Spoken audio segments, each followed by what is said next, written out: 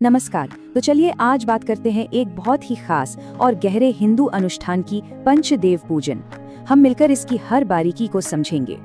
देखिए, ये जो खूबसूरत लिखावट दिख रही है ना, ये सिर्फ अक्षर नहीं है, ये तो भक्ति की एक पूरी रूपरेखा है, एक कोड की तरह। और जानते हैं, ये कोड एक आम सी क्रिया को भी एक बहुत गहरे आध्यात्मिक अनुभव में बदल सकता है। तो आज हम इसी कोड को डीकोड करने वाले हैं, इसके पीछे के मतलब को समझने वाले हैं। तो हमारा सफर कुछ ऐसा रहेगा। सबसे पहले समझेंगे कि ये पूजा आखिर है क्या, फिर देखेंगे कि इसका उद्देश्य यानी संकल्प कैसे लिया जाता है। इसके बाद देवताओं को कैसे बुलाया जाता है, भक्ति कैसे दिखाई जाती है, और आखिर में इस पूजा का समापन कैसे होता है। सब कुछ स्टेप बाय स्टेप। तो ठीक है, शुरू करते हैं पहले पड़ाव से। सबसे पहले ये समझते हैं कि ये पंचदेव आखिर है कौन और ये पूजा इतनी खास क्यों है। पंचदेव पूजन जैसा नाम से ही जाहिर है, 5 देवताओं की पूजा। पर ये सिर्फ 5 देवताओं की पूजा नहीं है। ये दरअसल इस ख्याल को दिखाता है कि ईश्वर तो एक ही है, पर उसके रूप, उसकी शक्तियाँ अनेक है और हम उन सभी को एक साथ सम्मान दे रहे हैं। तो ये 5 दिव्य शक्तियाँ कौन हैं? देखिए, भगवान विष्णु जो पूरी सृष्टि को चलाते हैं, भगवान शिव जो बदलाव लाते हैं, फिर है गणेश जी जो सारे विघ्न, सारी रुकावटें दूर करते हैं, सूर्यदेव जो जीवन की ऊर्जा है, और माँ दुर्गा जो हमारी रक्षा करती हैं। ये पांचों मिलकर ही तो ब्रह्मांड का पूरा संतुलन बनाते हैं। और इन्हें स्थापित करने का तरीका भी बड़ा दिलचस्प है। इसे कहते हैं पंचायतन। इसमें होता यह है कि जो आपके मुख्य देवता हैं, मतलब आपके इष्ट देव, वो बीच में रहते हैं और बाकी चारों उनके आसपास।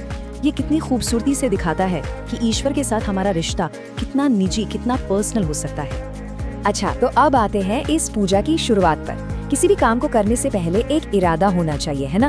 बस पूजा में भी यही होता है। और इसका सबसे पहला, सबसे जरूरी कदम है संकल्प, मतलब पूजा का मकसद साफ करना। ये संकल्प क्या है? आप इसे पूजा का मिशन स्टेटमेंट समझ सकते हैं। ये सिर्फ एक दुआ नहीं है, बल्कि एक पक्का इरादा है, एक कमिटमेंट। यही संकल्प पूरी पूजा को एक दिशा देता है, एक ताकत देता है। और हाँ, संकल्प भी 2 तरह के होते हैं।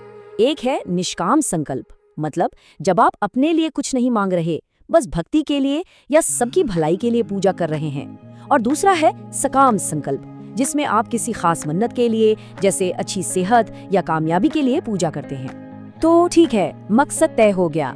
अब अगला कदम क्या है? अब है तैयारी का समय। खुद को और उस जगह को तैयार करना जहाँ ईश्वर को बुलाना है। और ये तैयारी शुरू होती है प्रोक्षण से। इसमें मंत्र पढ़ते हुए अपने ऊपर पवित्र जल छिड़का जाता है।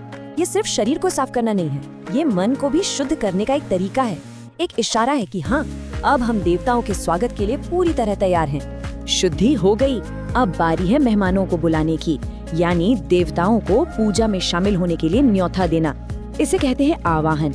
ये सिर्फ कुछ मंत्र बोलना नहीं है, बल्कि पूरे दिल से उन्हें पुकारना है ताकि वो आकर हमारी पूजा का हिस्सा बने। और इस बुलावे का भाव देखिए कितना सुंदर है। ये एक बहुत ही विनम्र प्रार्थना है। हे ईश्वर, कृपया आइए, हमारी पूजा स्वीकार कीजिए, और जब तक ये पूजा खत्म न हो, आप यहीं विराजिए, यहीं स्थिर रहिए। तो चलिए अब पूजा के उस हिस्से में चलते हैं जहां असल में भक्ति दिखाई जाती है, एक्शन में। और इस पूरी पूजा का सबसे खूबसूरत हिस्सा शायद यही है कि यहाँ देवता को एक बहुत ही इज्जतदार मेहमान की तरह माना जाता है।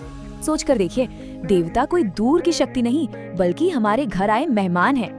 और जैसे हम अपने किसी बहुत खास मेहमान की खातिरदारी करते हैं, ठीक वैसे ही यहाँ देवताओं की सेवा की जाती है। इस मेहमान नवाजी के कई स्टेप्स होते हैं, जिन्हें षोडशोपचार यानी 16 तरह की सेवाएं कहा जाता है।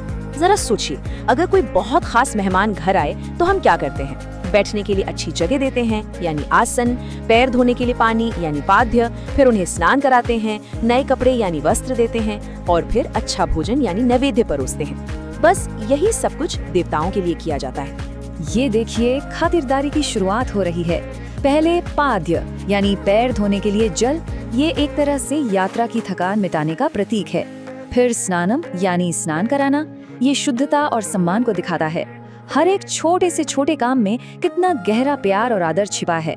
स्नान के बाद देवता को फूलों की माला पहनाई जाती है, यानी पुष्पमाला। फिर खुशबूदार चीजें अर्पित की जाती है, और फिर बारी आती है नैवेद्य की, यानी भोजन की। ये सब कितनी खूबसूरती से दिखाता है कि भक्त अपने दिव्य मेहमान का कितना ख्याल रख रहे हैं, उनकी हर जरूरत का। तो मेहमान नवाजी हो गई, पूजा के सारे काम पूरे हो गए। अब समय है इस मुलाकात को, इस संवाद को बहुत आदर के साथ समाप्त करने का। और पूजा का समापन होता है आरती से, जो शायद पूरी पूजा का सबसे पावरफुल मोमेंट होता है। वो जलते हुए दीपक की रोशनी, वो सिर्फ बाहर के अंधेरे को नहीं बल्कि हमारे मन के अज्ञान को भी दूर करती है। ये भक्ति और ज्ञान की रोशनी का प्रतीक है।